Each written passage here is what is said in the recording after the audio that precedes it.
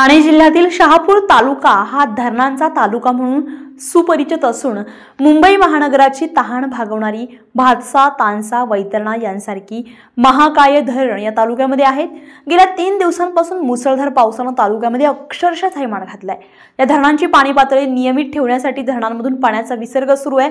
गेल्या 3 दिवसांपासून शहापुरातील धरण क्षेत्रासह तालुक्यातील इतर क्षेत्रामध्ये मुसळधार पाऊस सुरू असल्यामुळे तालुक्यामध्ये पूर परिस्थिती निर्माण झाली आहे। तानसा धरणाच्या पाणी विसर्गामुळे तानसा नदीवरील पुलाने धोक्याची पातळी ओलांडून पूल हा पाण्याखाली गेलेला आहे, तर भातसा धरणाच्या पाणी विसर्गामुळे भातसा नदीवरील सापगाव पुलाने धोक्याची पातळी गाठली आहे, तर पाण्याच्या प्रवाहाने पुलाला स्पर्श केलाय आणि याच नदीवरील भातसा धरणानजीक असलेल्या साजीवली सावरशेत दरम्यान असलेल्या पुलाने देखील धोक्याची पातळी गाठलेली आहे।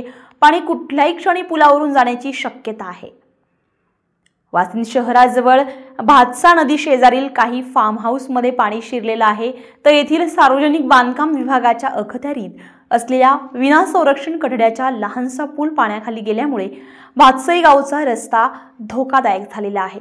आणि याशिवाय किनवली परिसरातील प्रतिपंढरी चरीव येथील कानवी नदीला पूर आल्यामुळे नदीपात्रामध्ये असलेली मंदिरं देखील अर्धवट बुडाली आहेत। अतिवृष्टीमुळे नदीकाठच्या आणि पाणी प्रवाह क्षेत्राच्या नजीक असणाऱ्या शेतकऱ्यांच्या शेतीचं देखील अतोनात नुकसान झालेले आहे।